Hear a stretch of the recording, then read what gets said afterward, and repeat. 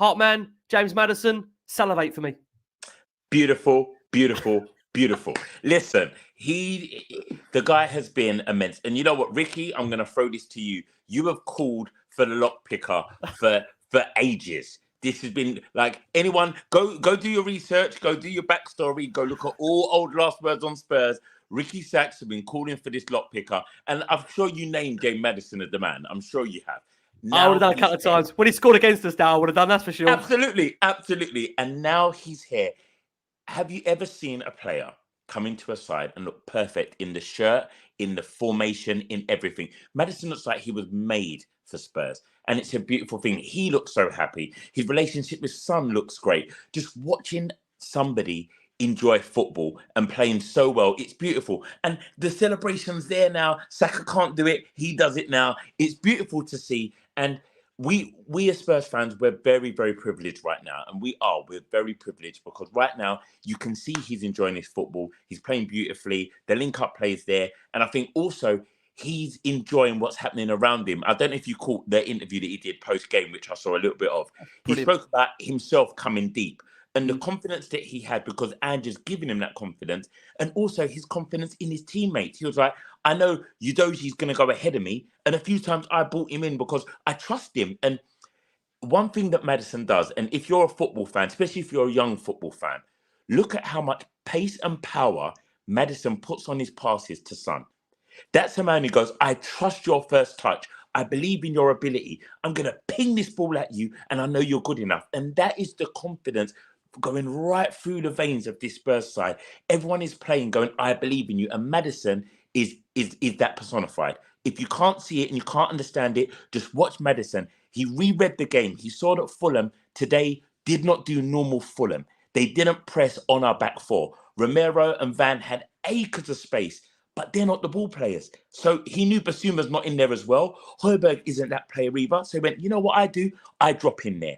I go and get it. I go and pick it up early. It's the football intelligence that we've missed for a very long time. I'm so glad he's here. I know you're glad he's here, Ricky. I know Sammy's excited. I know Barnaby's excited. And I know the rest of the Spurs fan base is excited. So keep it going. As I would say, painting called Maddison. Can I just add something there, Ricky, actually, because I'm so glad that he mentioned the speed at which he was putting the ball into Son's feet, because I actually think Son is so elite that he is better at controlling those balls than he is at controlling balls that come into him a little slower and stuff like that. And his first touch on those is unbelievable. Whereas for certainly last season, when I know he was injured, his touch with back to goal was really bad, but he's been taking those balls unbelievably well. The other thing I want to talk about with Maddison and Son, but Maddison especially, his pressing is unbelievable. No wonder he gets brought off after 75 minutes each week, because he works his nuts off. And Son does as well. And those goals were both caused from us pressing high. I felt sorry for Calvin Bassey because he was left to rot on his right foot, and he's not a right-footed player, and he was made to look bad. But that was because of the work that Maddison and Son were doing off the ball.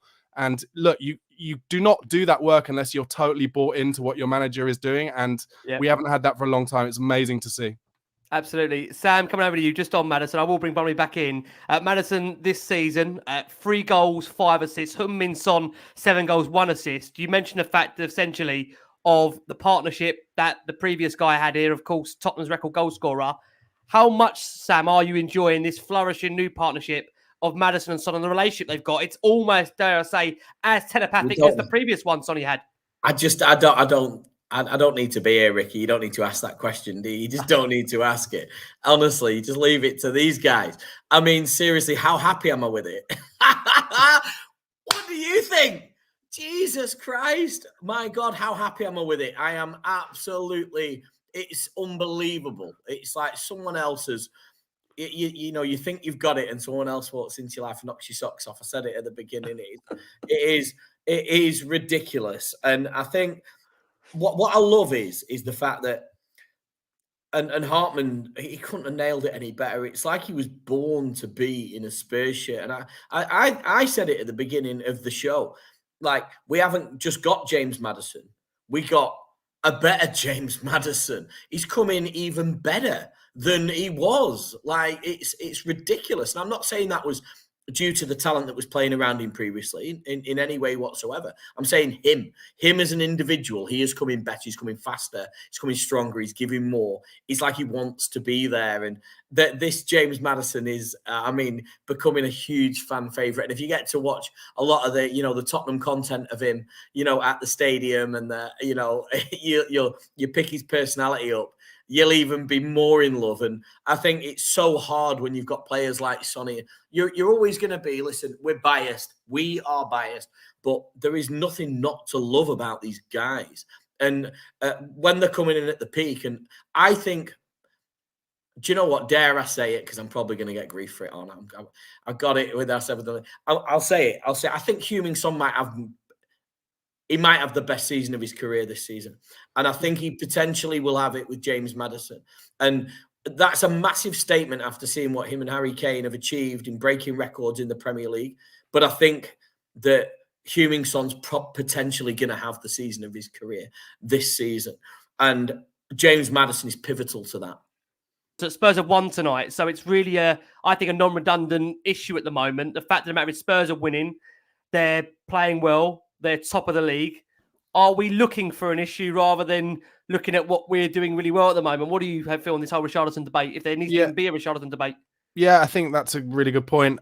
People have short memories. Don't forget the assist he made against Liverpool outside of the boot across to Son. It's an unbelievable assist. I've got family and friends who are Everton fans, and they all say Richarlison plays best off the left. He's not a 9. He's not a straight 9. I know he plays 9 for Brazil, and he can score goals at 9. But since they've swapped Son and Richarlison, I've been really impressed with Rishi. Yes, he should have gone with his head with that chance against Luton. I think that chance he hit that came in from the right, just wide of the post tonight, was a classic Richarlison goal usually. And I think he was just unlucky. It was just wide of the post.